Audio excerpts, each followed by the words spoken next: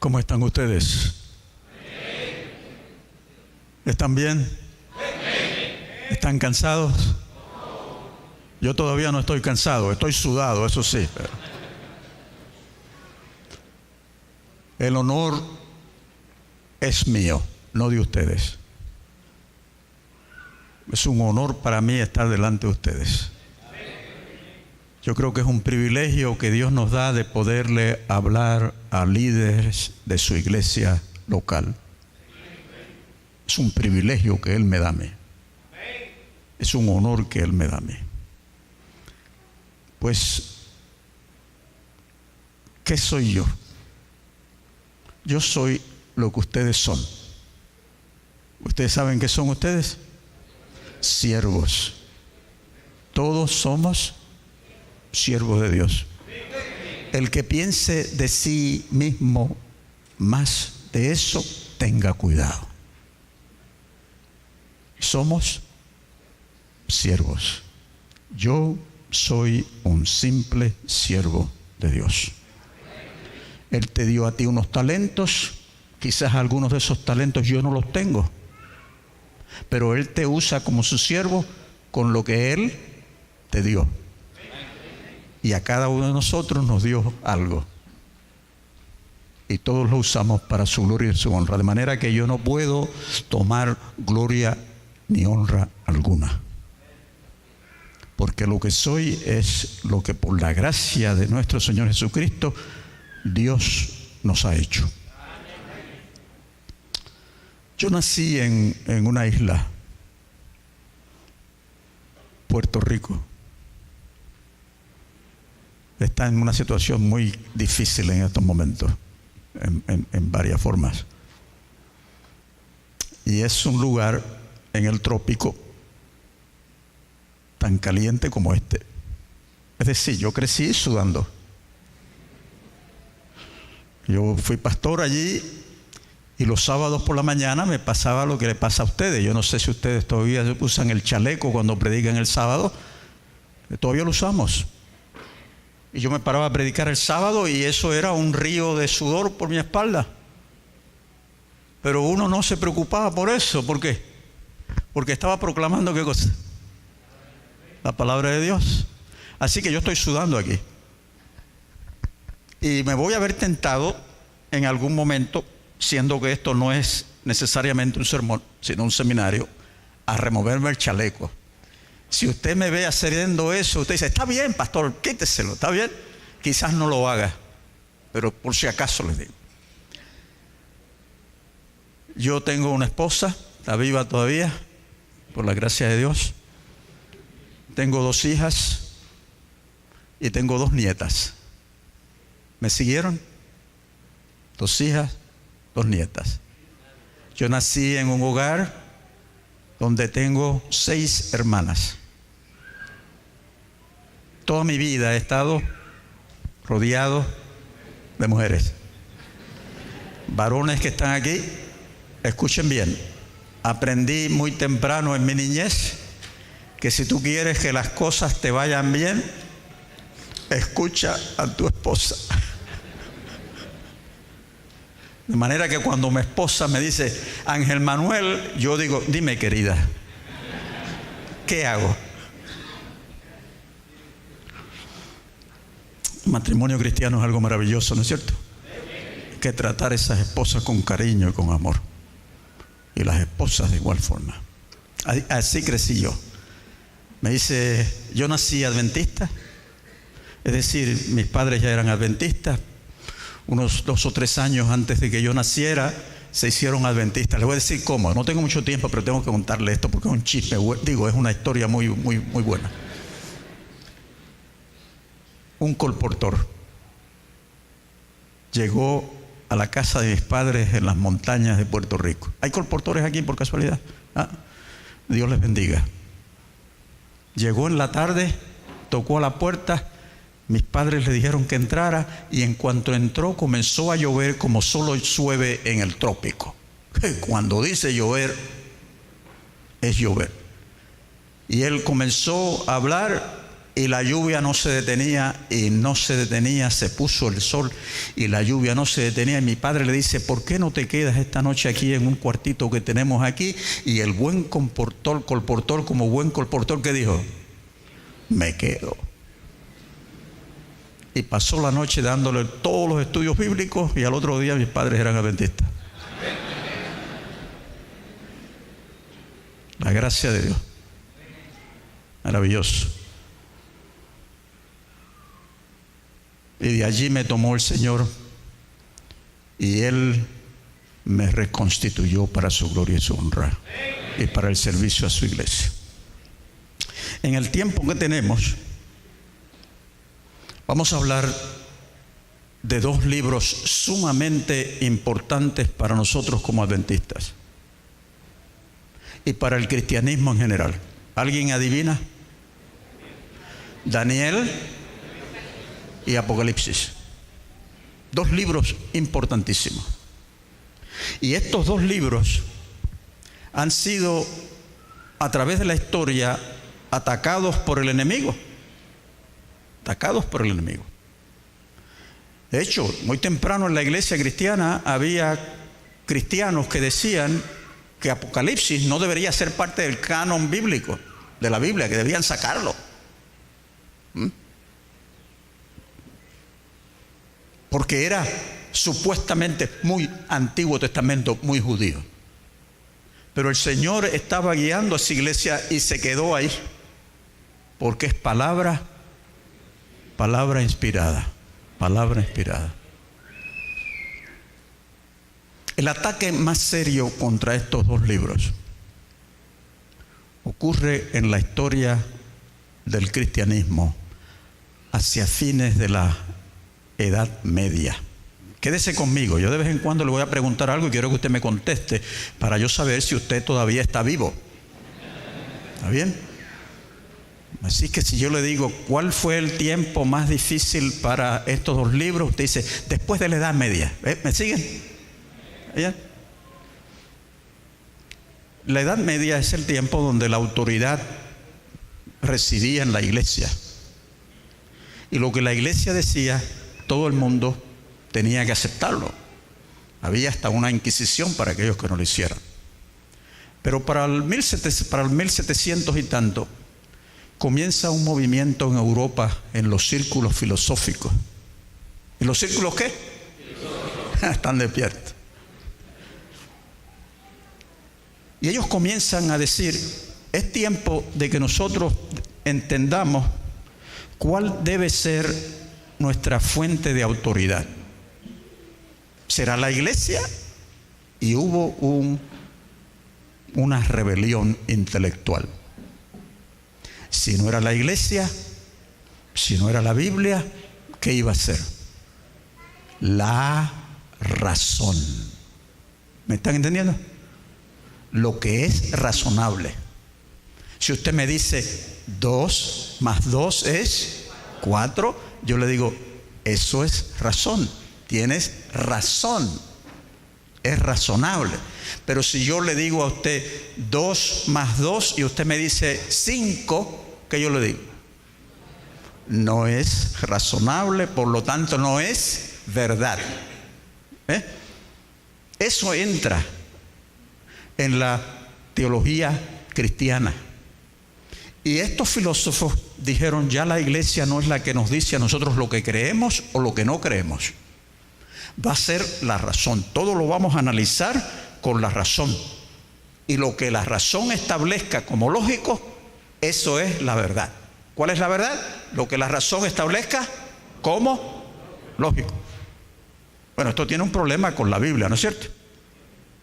Les doy un ejemplo. Está la historia de Jesús, ¿se recuerdan? Jesús está caminando sobre las aguas. Y entonces, ¿qué le dice a Pedro? Ven, y Pedro camina sobre las aguas. Y estos individuos que se llaman racionalistas, porque solamente quieren entender lo que es verdad por la razón, cuando leen esa historia, ¿qué concluyen? Esa historia no puede ser verdad. ¿Por qué? Porque es el equivalente a 2 más 2 es 5. ¿Me entienden? Nadie puede caminar sobre el agua. La razón hace eso obvio y claro. Nadie puede caminar sobre el agua porque el ser humano es más denso que el agua. Y si usted pisa el agua, ¿qué le pasa? Vamos a hacer un experimento. Camina y cuando te hundes. ¿Qué es lo que define lo que es verdad? La razón.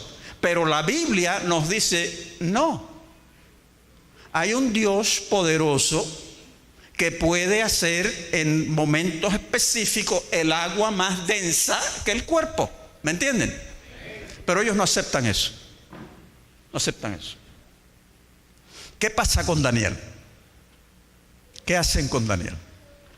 Daniel era muy problemático para ellos. ¿Por qué? Porque Daniel tiene profecías que se extienden por siglos, que se van a cumplir por siglos. ¿Recuerdan? Babilonia, Medo-Persia, Grecia, Roma. ¿Cuánto cubre eso? Cientos de años. Y hay profecías que están diciendo que esto es lo que iba a suceder. Así que, ¿qué usted hace? ¿Qué hacen los racionalistas con eso? A ellos se les ocurre una idea. Y es esta. Escuchen bien. No es tan compleja, pero si usted se distrae no la va a entender. ¿Me están atendiendo? Sí. Esto es lo que hacen ellos. Para que las profecías de Daniel sean profecías verdaderas, estén prediciendo el futuro, Daniel tuvo que haber escrito en el 6º siglo, cuando Daniel estaba vivo. Eso es lo que la Biblia dice, que él escribió en el 6º siglo. El 6º siglo es el tiempo de Babilonia. Así que si Daniel recibió esas visiones en el 6º siglo, él estaba prediciendo ¿qué cosa? Lo que iba a pasar. Pero los racionalistas dicen, no, él no escribió en el 6º siglo. ¿Me están siguiendo? ¿Sí o no? ¿Cuándo escribió él? Y ellos dicen, él escribió en el 2º siglo antes de Cristo, no en el 6º. ¿Me están siguiendo? ¿Por qué? Porque eso elimina la predicción. En el 2º siglo ya Babilonia había caído, Medo-Persia había caído, Grecia había caído y estaba ¿quién? Roma. Así que este individuo que se hace pasar por Daniel está escribiendo en el 2º siglo y lo que hace es contándonos lo que sucedió en la historia desde Babilonia hasta sus días, pero lo está contando como si fuera ¿una qué? Profecía. Así ellos concluyen, no hay ninguna predicción en Daniel. Lo que la razón nos decía es cierto. Nadie puede predecir el futuro. Eso es la razón, nos dice a nosotros. Nadie puede predecir el futuro. Así que Daniel no estaba prediciendo nada. Daniel, la persona que escribió el libro de Daniel, estaba pretendiendo estar prediciendo, pero no predijo nada. ¿Me están entendiendo? ¿Y qué hace entonces con las profecías de Daniel? Las tiran por la tierra. Esa forma de pensar entró al mundo cristiano. La mayor parte de los teólogos cristianos creen lo que yo les dije. Los adventistas y otros pocos protestantes evangélicos creemos que Daniel escribió ¿en qué siglo? 6º siglo, y no ¿en qué siglo? El 2º siglo, y que por lo tanto las profecías de Daniel predecían el futuro. Es algo sorprendente. Predecían el futuro. Estas profecías eran acerca de Babilonia, Medo-Persia, Grecia y Roma. La forma en que este libro se va a interpretar, una vez que usted acepta lo que la Biblia le dice, que Daniel escribió en el 6º siglo, la pregunta siguiente es, ¿y cómo interpreto estas profecías? ¿Cómo las interpreto? ¿Qué método voy a usar para interpretar estas profecías? Escuchen bien. El método para interpretar el libro de Daniel se lo dio a Daniel el ángel que vino a hablar con él. ¿Quién se lo dio? Los que están atrás, ¿quién se lo dio? Están despiertos. el ángel. Tomemos por ejemplo Daniel 7. Daniel dice, en los sueños y en las visiones de la noche, yo vi ¿cuántas bestias? ¿Cuántas bestias? 4. Una era como un león, la segunda como un oso, la tercera como un leopardo, y la cuarta una bestia que no tiene paralelo alguno con los animales del mundo natural. Y Daniel recibe esa visión. La bestia esta tiene 10 cuernos, un cuerno pequeño crece y arranca 3 de ellos, y ese cuerno pequeño habla contra Dios, y Daniel tiene esa visión. ¿Y usted cree que Daniel la entendió? ¿La entendió o no? ¿No? ¿Qué dice él? Yo estaba perdido, no sé qué es esto. ¿Y quién vino? Vino un ángel. ¿Quién lo envió? Dios lo envió. Y le dijo a Daniel, Daniel, siéntate que te voy a explicar cómo es que se interpreta esto. Siéntate. Este es el método que tú vas a usar para interpretar. Escucha bien. Esta profecía cubre el periodo desde el tiempo de Nabucodonosor hasta el tiempo del establecimiento del reino de Dios. ¿Entendiste, Daniel? Sí, pero estoy confuso con estas bestias. Dice, pues espérate. La primera bestia es Babilonia. Y le explica algo, ¿no es cierto? Y la segunda va a ser Medo-Persia, y le explica a otro. Es la unión de las dos costillas que tiene el oso en la boca, ¿recuerdan? Y que está un poquito encorvado porque uno de los dos reinos es más fuerte que el otro. Y el ángel le explica eso y dice, ahora voy entendiendo. Sí. El leopardo, explica. Más tarde le va a explicar que ese leopardo es Grecia. Y le va a dar el nombre, Grecia. Y la cuarta bestia. ¿Quién es la cuarta bestia? Ese es un imperio poderosísimo, sangriento, que se va a dividir. Y un cuerno poderoso va a surgir de ellos. Y se rebelará contra Dios. Perseguirá al pueblo de Dios. ¿Quién le está explicando la profecía de Daniel? ¿Quién? Fue que Daniel se sentó y dijo, déjame ver cómo yo entiendo, ¿verdad? Yo creo que esto es esto y esto es esto. No. El ángel le está explicando a él cómo él va a interpretar esas profecías. Y eso mismo pasó en el capítulo 2. ¿Recuerdan el capítulo 2? El rey no sabía bien ni lo que había soñado y mucho menos entenderlo.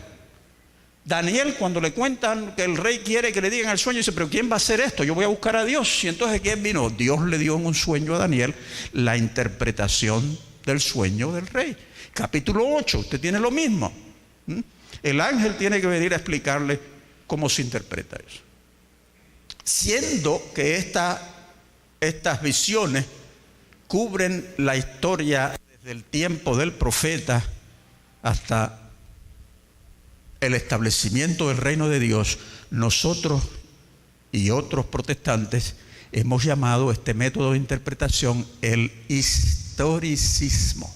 ¿Cómo lo llamamos? Historicismo. Atrás yo no los escucho. ¿Cómo lo llamamos? Historicismo. ¿Por qué? Porque es una interpretación de la historia. Es la historia desde el tiempo del apóstol hasta la segunda venida de Cristo, desde la perspectiva ¿de quién? De Dios. Y es un bosquejo de la historia. ¿Me están entendiendo? No es un libro acerca de la historia de todo lo que va a pasar. No, es un bosquejo de la historia para que el pueblo de Dios sepa lo que pasó, dónde están y a dónde vamos desde el plan que Dios tiene para nosotros. ¿Cómo se le llama? Historicismo. Ese es el método que usamos. Y ese es un término que usan otros protestantes, no solamente nosotros. Este método fue echado por tierra. En el segundo siglo, tercer siglo de la era cristiana, después de los apóstoles, escuchen había intérpretes de Daniel que decían claramente lo que la profecía de Daniel 7 era. Decían, son 4 reinos, el cuarto es Roma, Roma se va a dividir, Después que se divida, el cuerno pequeño es el anticristo, va a aparecer. Esto ellos lo decían antes de que Roma cayera y se dividiera, antes. Pero ellos habían leído la profecía de Daniel y usando el método que el ángel le dio a Daniel, habían llegado a las conclusiones correctas. Pero muy pronto en la historia del cristianismo, ese método historicismo fue puesto a un lado. ¿Y saben quién lo trajo de vuelta a la iglesia? El movimiento de la Reforma Protestante.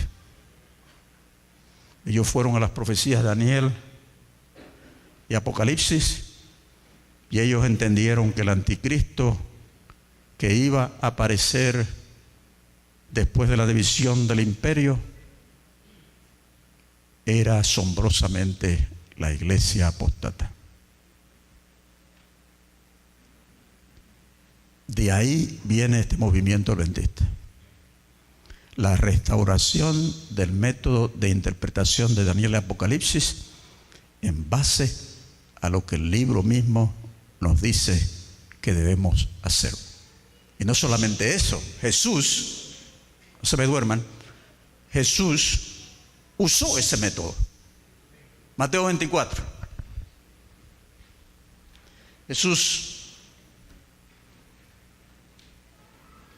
está hablando acerca de la destrucción de Jerusalén y el fin. Recuerda, los discípulos quieren saber cuándo va a ser estas cosas, ¿no? Y Jesús comienza a hablarles de la destrucción de Jerusalén. ¿Y a dónde va él para hablar acerca de lo que los romanos van a hacer a la ciudad de Jerusalén? ¿A dónde va? A Daniel capítulo 9. ¿A dónde va? A Daniel capítulo 9. Y él explica que lo que Daniel predijo se va a cumplir. Noten bien, se va a cumplir. Jesús no le dice ya se cumplió. No. Jesús está diciendo el imperio babilónico cayó, el imperio macedónico de Medo-Persa cayó, el griego cayó, Roma está aquí y Roma es, en base a Daniel 9, la que va a destruir a Jerusalén. Él está usando ¿qué método? Así que Jesús nos dice cómo leer estos libros. Le doy uno más. Segundo de Tesalonicenses 2, Pablo. Recuerda, los tesalonicenses pensaban que Jesús venía ¿cuándo? Ya, mañana viene Jesús. Y Pablo le dice, un momentito. No se exciten innecesariamente. Antes de que venga Cristo hay unas profecías que tienen que cumplirse. Y entonces él comienza a hablar en el capítulo 2 del hombre de pecado, el anticristo que va a venir, que se va a aparecer en la historia primero con un sistema de apostasía, pero que al final va a aparecer personalmente, como si fuera la venida de Cristo Jesús. ¿Qué método está usando Pablo? El método de que a través de la historia el plan de Dios viene realizándose y Él le ha dicho a su iglesia lo que va a pasar para que no sea engañada y se prepare para lo que viene. Es un método bien establecido. Ahora bien, si el método cubre todo este periodo en forma de resumen, desde el tiempo de Babilonia hasta el fin, entonces tenemos que mirar e interpretar los periodos proféticos como también simbólicos. ¿Me siguen? ¿Me siguen ustedes? ¿Cuáles son los periodos proféticos de Daniel? ¿Alguien recuerda? Capítulo 7, 25. Dice tiempos y la mitad de un tiempo. ¿Que son cuántos días? 1260 días, que Apocalipsis 12 nos va a decir es el equivalente a 42 meses, el mismo profeta, el mismo periodo, ¿no? Y entonces usted tiene, además de eso, tiene en el capítulo 12, vamos a hablar de eso dentro de un momentito, tiene 1290 días y tiene 1335 días, son periodos proféticos, y en el capítulo 8 tiene 2300 días, periodos proféticos. Y estos periodos proféticos tienen que ser simbólicos. ¿Por qué? Porque van a cubrir largos trazos de la historia profética. ¿Me siguen? No puede ser otra cosa. Vamos a comenzar con tiempos y la mitad de un tiempo, que es lo mismo que cosa.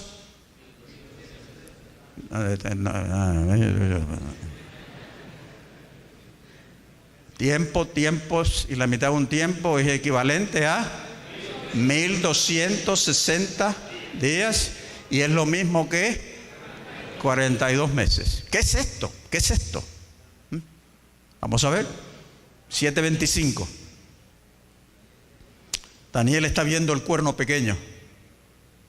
Las palabras que habla, cómo habla contra Dios, cómo persigue al pueblo de Dios. Y el ángel le dice, esto va a suceder por 1260 días. Es decir, el tiempo en que el cuerno pequeño va a estar particularmente activo será por 1260 días. No pueden ser días literales, ¿no es cierto?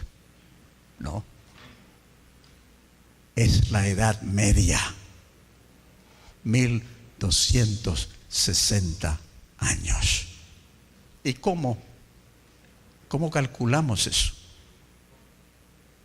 ¿Cómo lo calculamos? Bueno, usted tiene que comenzar usando el método historicista, con el evento en la historia que inicia esto y el evento en la historia que concluye esto. Y lo más fácil de interpretar es cómo lo concluye. Lo concluye, los 1260 días concluyen ¿en qué año? ¿Alguien sabe? 1798. Es fácil de recordar, ¿no es cierto? 1798. 1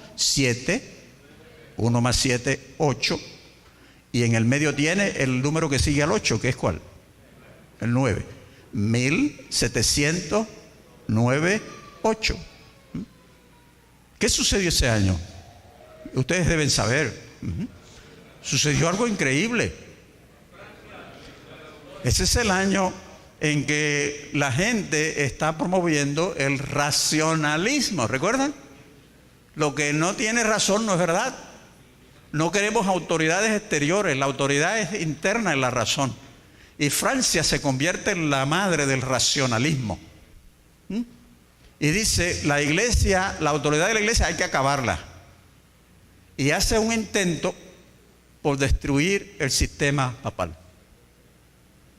Y hay historiadores católicos que han dicho que este evento fue el intento más serio de ponerle fin al sistema papal.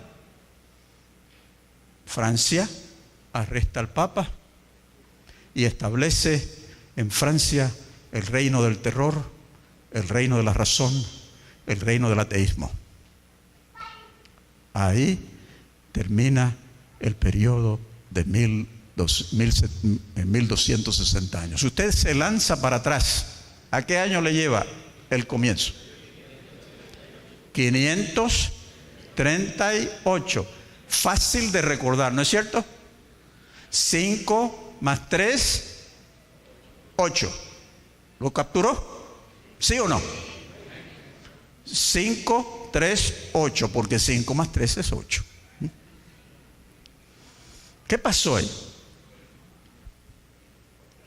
Esta es parte de la historia. Lo que sucedió fue que en esos años, este es el sexto siglo, 538 es el sexto siglo. El sexto siglo es cuando realmente la iglesia medieval está tomando forma, se está creando. Y en ese periodo la iglesia estaba peleando con un problema muy serio que tenían. Y eran que algunas de las tribus que vinieron del norte de Europa y destruyeron a Roma, se habían establecido y se habían hecho cristianas. Pero habían aceptado el cristianismo de Ariano. Ariano era un sacerdote que había enseñado que Jesús era un ser creado, no era por naturaleza divino. Y había un conflicto dentro de la iglesia cristiana con estas creencias, un conflicto muy, muy serio. Y la iglesia quiso someter a estos reinos que habían aceptado el arianismo. Y en el 538 hay uno de los ataques más fuertes contra uno de los movimientos de estos reinos, que resultó en derrota para ellos. Y ahora el camino estaba abierto para que la iglesia de la Edad Media tomara control. Ahí comienza. ¿Y va a terminar cuándo? En el 1700, bajo los franceses. Y esperen ustedes, porque viene una sorpresa con ese asunto de los franceses. ¿Está bien? Una sorpresa. Ese es el periodo de los 1260. ¿Comienzan cuándo? ¿Y terminan cuándo? Muy bien. El siguiente periodo usted lo va a encontrar en Daniel 12. ¿Lo tienen? Los versículos, creo que es 11. Escuchen. ¿Lo tienen? ¿No? ¿Sí? ¿No? Desde el tiempo en que el continuo sea quitado y se establezca la abominación desoladora, ¿habrá cuánto? 1290 años. ¿Lo oyeron? ¿Cuánto? ¿De dónde sale ese número? Si usted toma 1260 y le añade un mes, ¿llega a cuánto? A 1290. Este periodo le dice a usted cuándo es que esta abominación desoladora comienza a establecerse. El 1270, en 1260 le dice cuándo termina. Esta también le dice cuándo termina, pero el interés es en cuándo comienza. Y le dice, cuando el continuo sea quitado. Algunos dicen continuo sacrificio, algunas Biblias, no olvídese el sacrificio, no está ahí, el continuo sea quitado. ¿Qué es el continuo? Te lo voy a explicar. El continuo es una palabra que aparece mucho en el libro de Levíticos y Números, y designa la obra que continuamente, diariamente, el sacerdote hacía en el templo a favor del pueblo. ¿Me están siguiendo?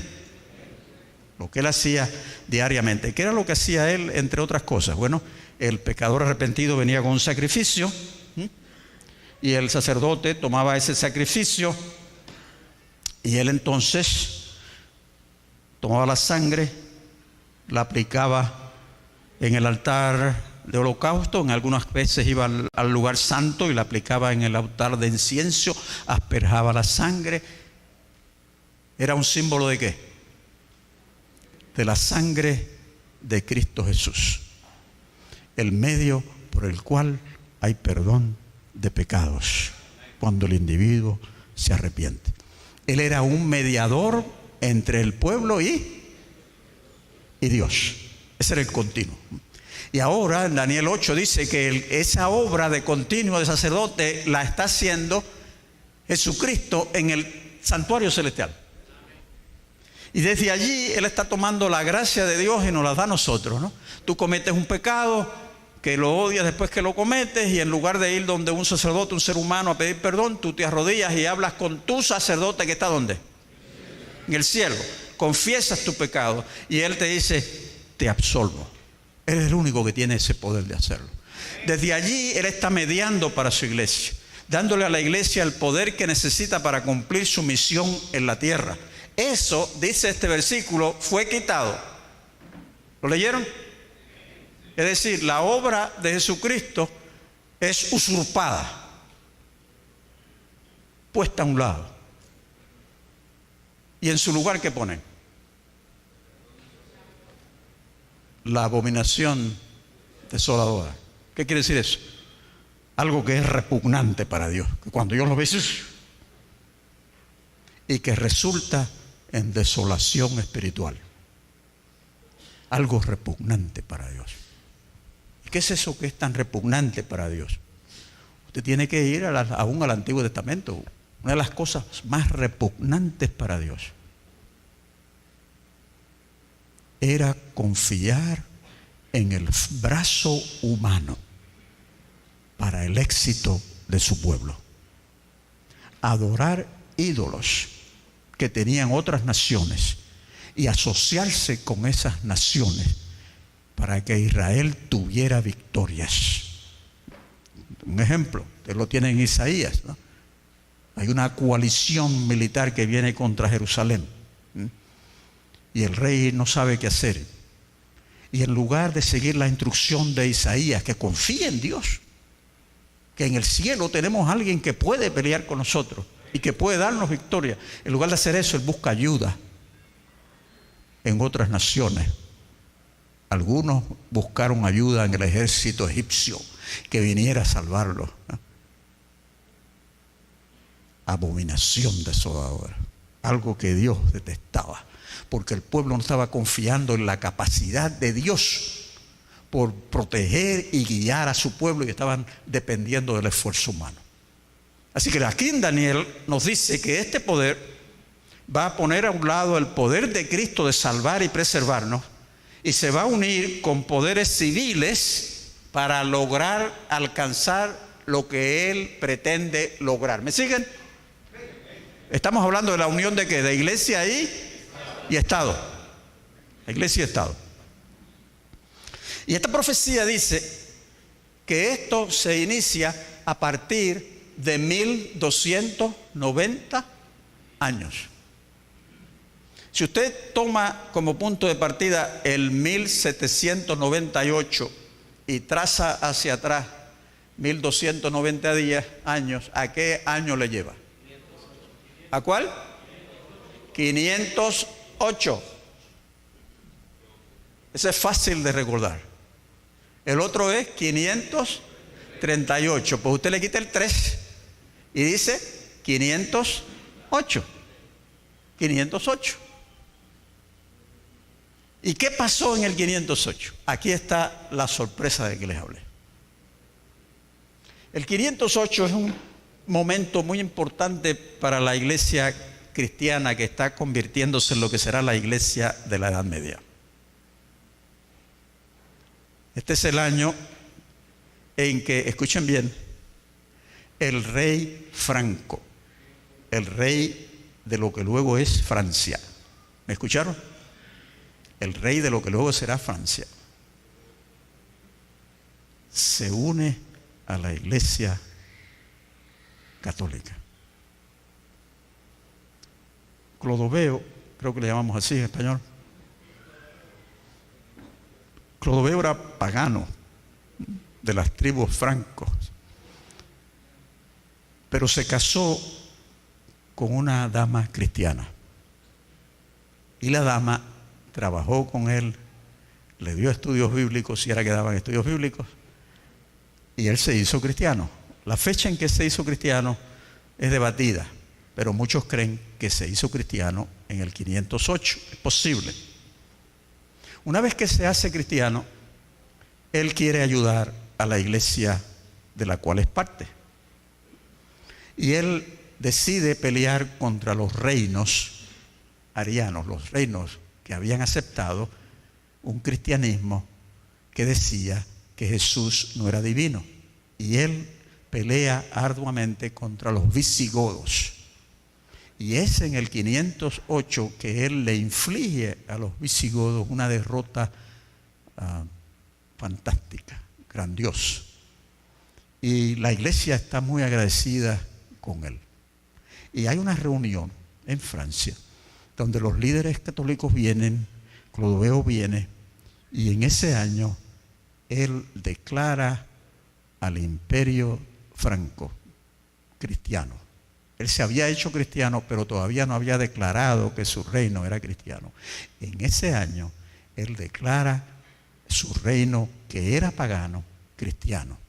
Y es el primer reino que se hace cristiano. ¿Cuál? fue ese reino? Francia. Una cosa increíble.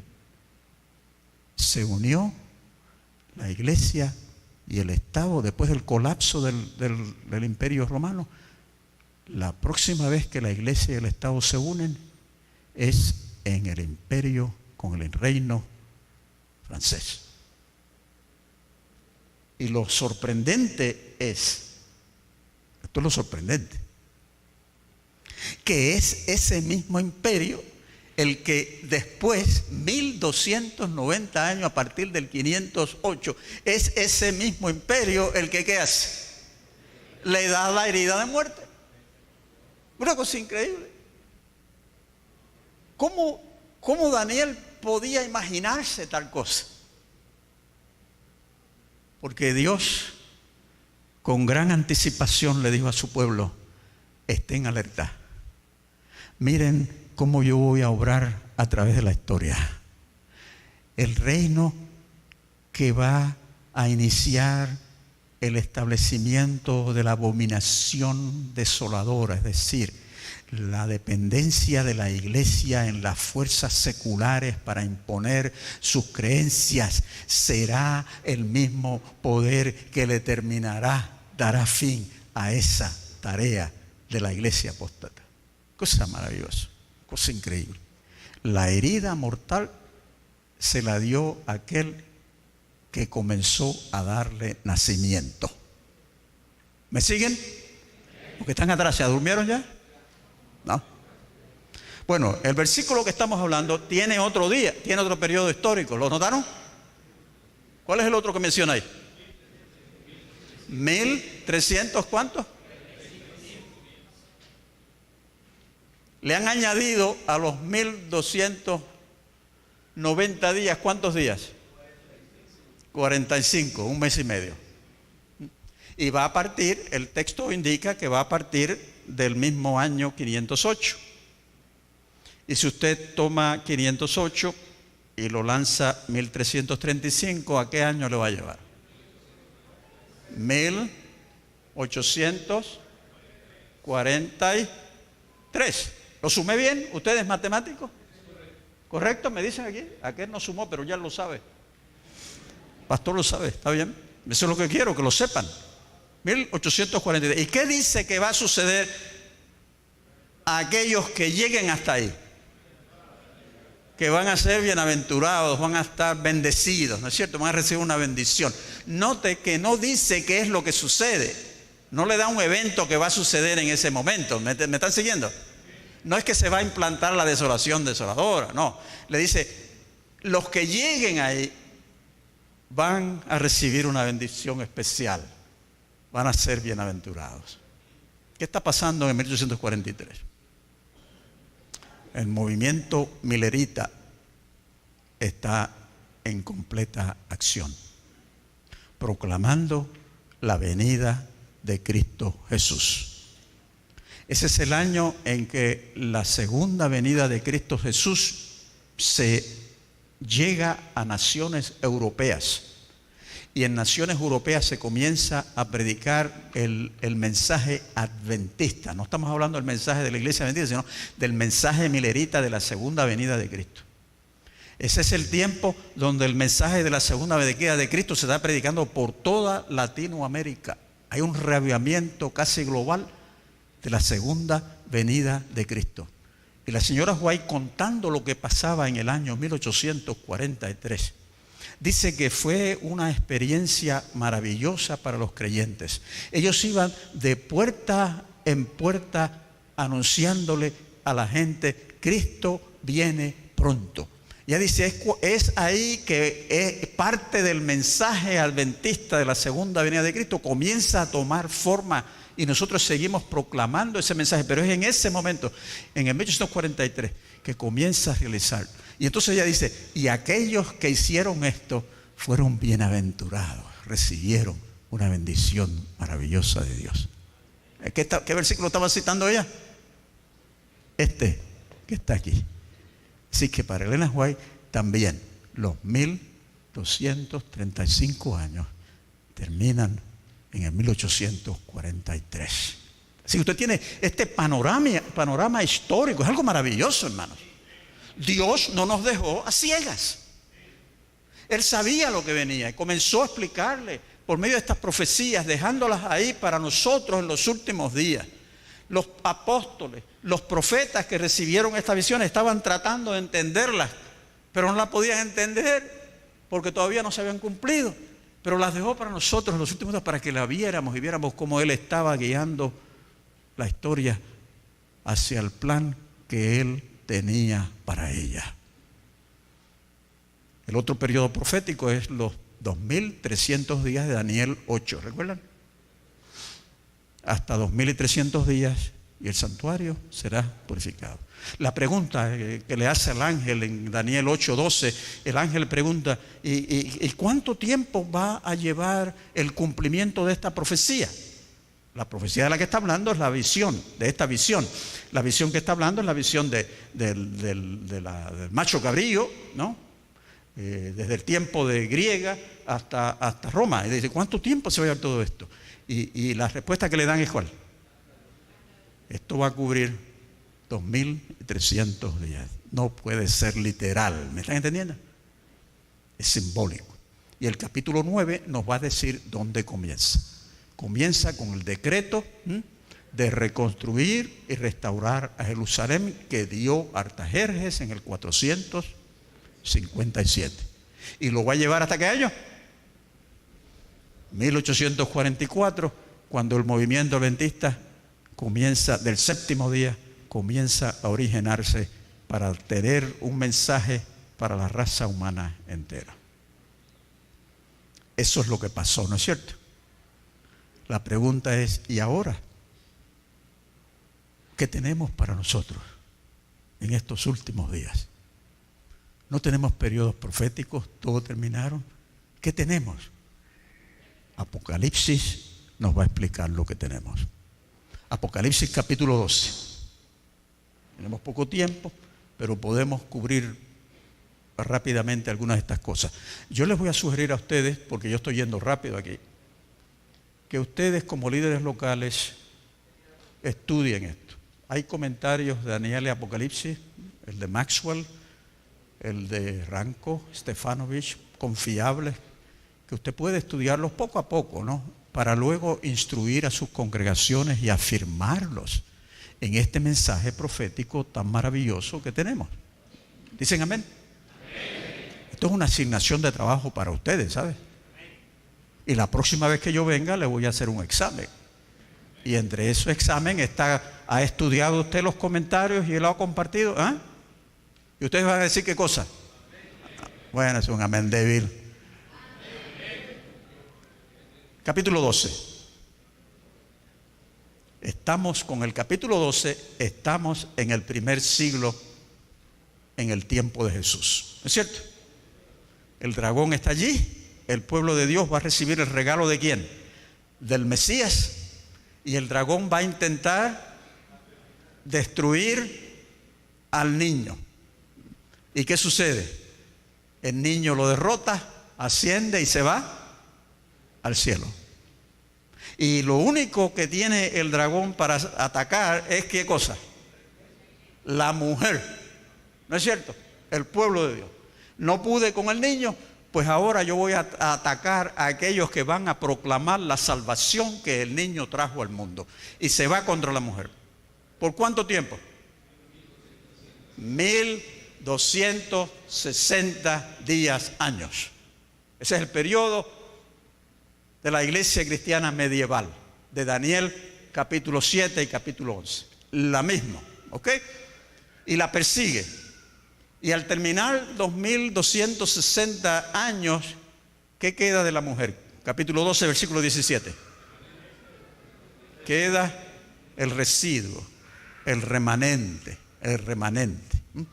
Y Satanás se da cuenta que no pudo acabar con la mujer porque le queda un remanente. ¿Y qué va a hacer ahora?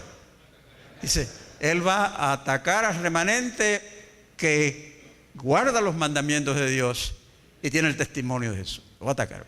Pero si ustedes leen cuidadosamente el versículo 17, y el original lo hace más claro, pero algunas traducciones también lo hacen claro, Lo que dice ahí es que el remanente, el dragón ve al remanente que guarda los mandamientos de Dios y tiene el testimonio de Jesús y se va, el dragón se va para atacarlos.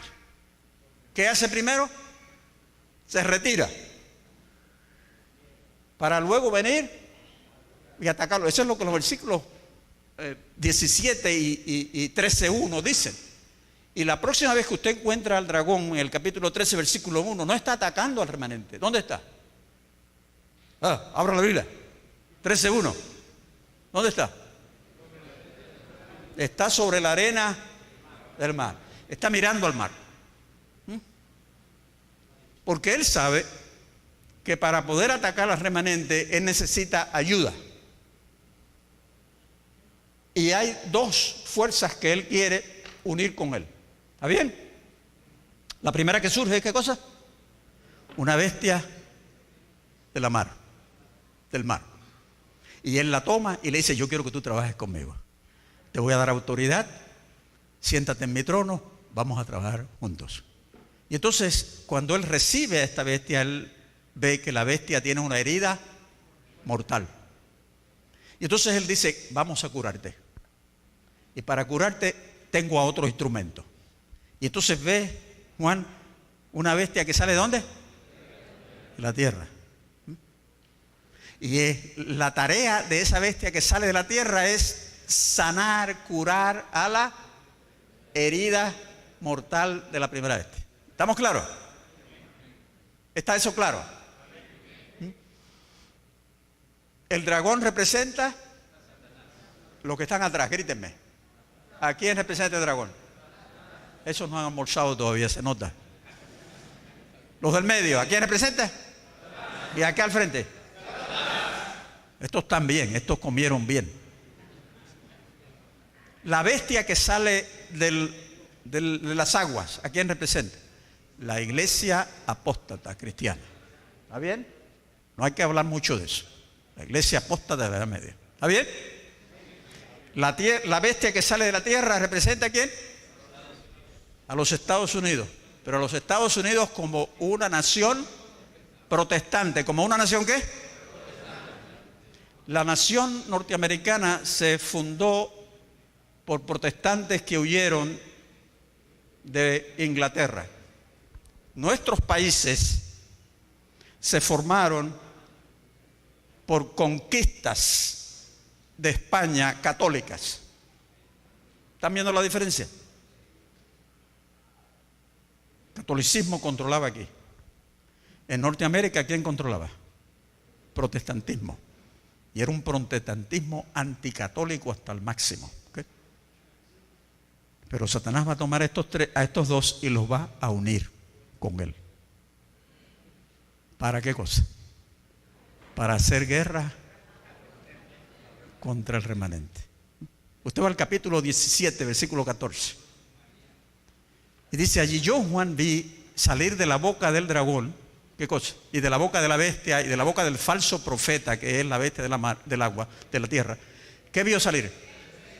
3 espíritus inmundos. ¿Y cuál es la tarea de esos 3 espíritus inmundos? Ir a todos los que, los reyes de la tierra, para congregarlos para la batalla final. ¿Está bien? ¿Cómo los va a congregar? ¿Cómo los va a unificar? Capítulo 13, versículo 14. 13 también. Dice, hará grandes señales, que significa milagros. ¿Hará qué cosa? Grandes milagros. Para engañar a todos, si le fuera posible, ¿a quién? Al pueblo de Dios. Pero el pueblo de Dios no se va a engañar porque ya ellos han desenmascarado quién es Él. Así que ¿cómo es que Él va a unir a todos los reyes de la tierra? ¿Cómo los va a unir? Por medio de milagros, del espiritualismo. Milagros tan poderosos que van a terminar con la diversidad que hay en el mundo. Los ateos van a dejar de ser ateos. Los seculares van a dejar de ser seculares, porque todo lo que usted necesita para persuadir emocionalmente a un ateo es un milagro incuestionable. ¿Me entienden ustedes? Ellos no creen en nada, pero de pronto tienen un fenómeno aquí que no pueden explicar. Tienen que aceptar que hay algo sobrenatural aquí, ¿eh? ¿Y qué hace? Se acaba el secularismo, se acaba el ateísmo. En 1 Tesalonicenses, creo que es 1 Tesalonicenses 1, dice que Jesús vendrá como llama de fuego. El capítulo 13 de Apocalipsis dice que se hará un milagro que consistirá en hacer descender del cielo, ¿qué cosa? Fuego. El engaño maestro de Satanás, usando una frase del conflicto de los siglos, será aparecer pretendiendo ser el Hijo de Dios. Y en otros lugares ella dice que él aparecerá pretendiendo ser deidades paganas. ¿Imaginan ustedes eso? Apareciendo y diciendo: nosotros estamos asociados con Jesús en esto. Sigamos a Jesús.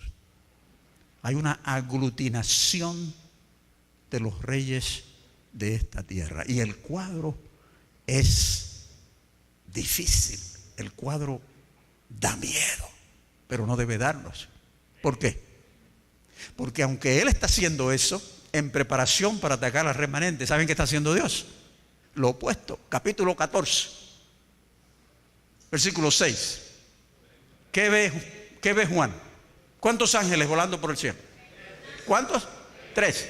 Hay 3 espíritus de demonios. Hay 3 ángeles de Dios. ¿Y qué hacen estos 3 ángeles? ¿Van a dónde? ¿A los reyes de la tierra? Los que están atrás, ¿van a los reyes de la tierra? No, van a toda nación, tribu, pueblo y lengua, porque el evangelio apela a la razón y a la búsqueda de verdad bíblica. No se impone por la fuerza. No necesitamos los reyes de este mundo para imponer nuestro mensaje. Necesitamos proclamarlos con poder y con gloria. Irán a toda la tierra. De manera que al final usted tiene la raza humana polarizada. 2 bandos, no hay 3.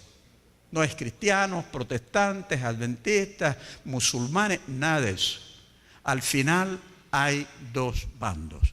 Aquellos que están con Cristo Jesús el verdadero y aquellos que están con las fuerzas del mal. Nada más. Nada más. El espiritualismo va a controlar mucho del planeta, hermanos. Y Satanás viene haciendo una obra maravillosa. Hay que aceptarlo. Él está teniendo bastante éxito. La mayor parte de las películas, particularmente ahora en octubre, son ¿de qué cosa?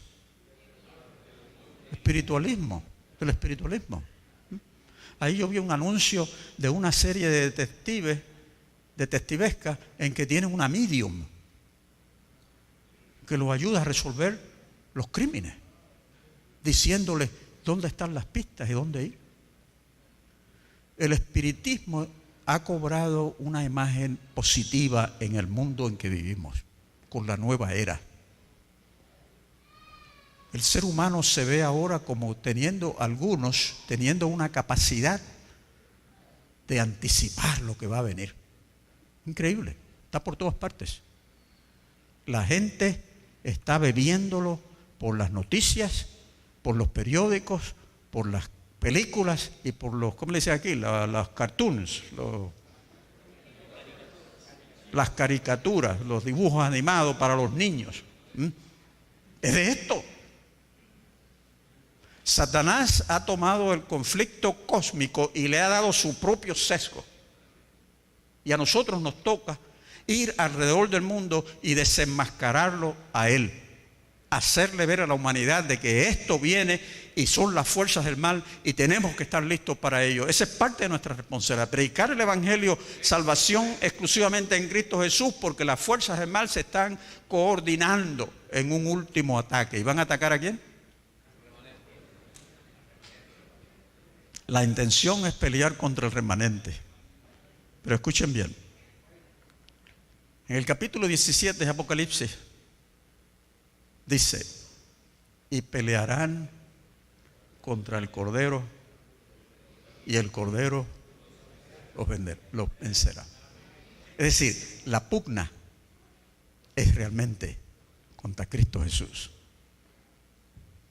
Nosotros podemos quedarnos tranquilos y descansar en Cristo Jesús, porque es cierto, escuchen bien, es cierto que Satanás va a tener apariciones y milagros, pero quiero que sepan esto si no lo sabían. La señora White nos dice que durante ese tiempo los ángeles nuestros aparecerán en forma visible sobre la arena para estar con nosotros, para fortalecernos. Y ella dice, en momentos difíciles de angustia, los ángeles vendrán y nos dirán: ven, sígueme. Y en las cárceles, si estamos en las cárceles o estamos en el bosque y no hay que comer, los ángeles nos van a traer, dice ella, alimento. No se preocupen por alimento, los ángeles se lo van a traer cocido ya. La iglesia tiene que confiar en el Señor. No podemos tener miedo a lo que viene es maravilloso para la iglesia. Vamos a ver cosas que nadie más en la historia del planeta ha visto, porque la iglesia es la iglesia de Cristo y Cristo va a pelear por ella. Pelearán contra el Cordero, ¿y qué cosa? Lo importante no es ir a la guerra. Eso no es lo importante. Lo importante es estar de parte del que va a ganar. Nadie quiere estar de parte del que va a perder. Nosotros sabemos quién va a ganar, ¿no es cierto? El Cordero. Pelearán contra el Cordero y el Cordero los vencerá. Le cuento una historia y termino.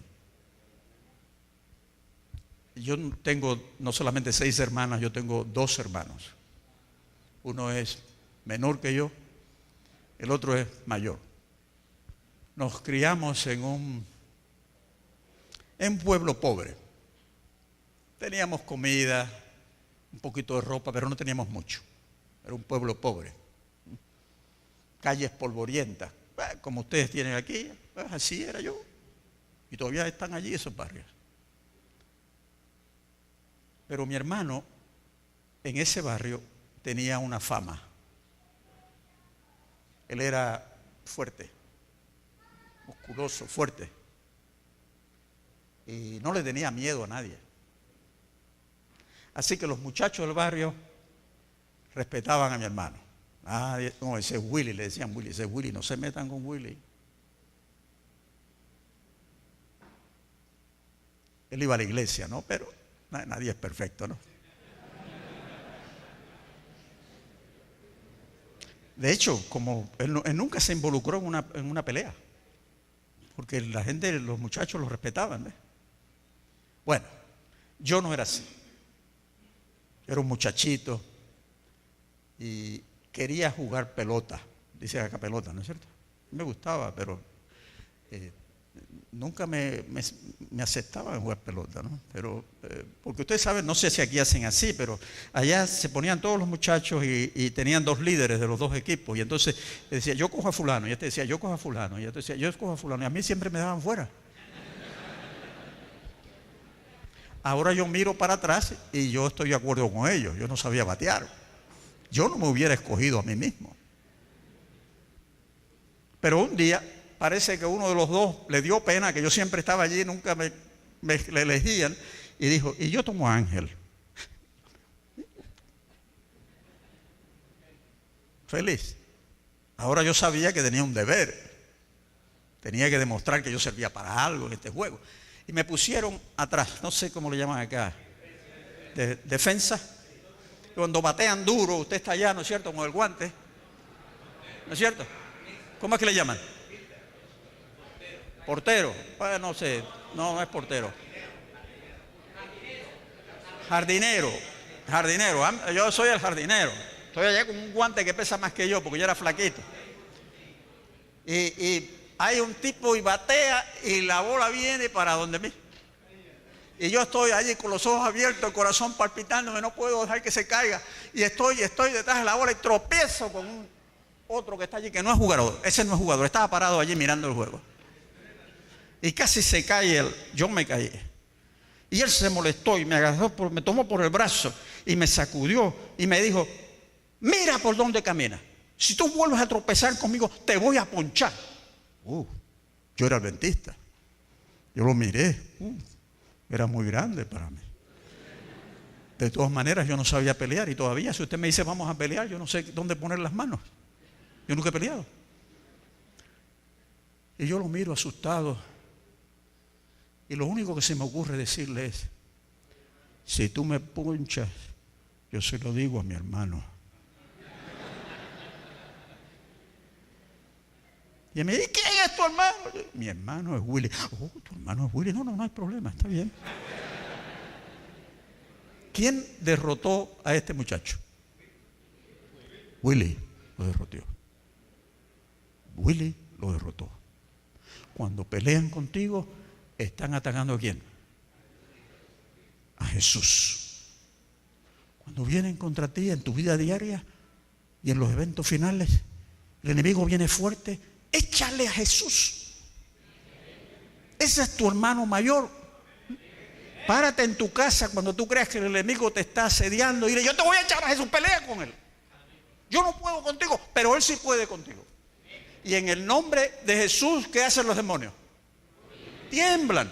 No tenga miedo, hermano. Si usted está pasando por dificultades en la casa, párese allí en el medio de la casa y dígale al enemigo, en el nombre de Jesús te voy a echar a mi hermano mayor.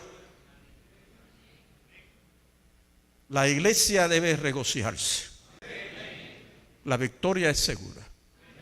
Afirmen a los miembros de la iglesia en este mensaje final. Es su tarea, es mi tarea y por la gracia y el poder de Cristo la cumpliremos. Dios les bendiga.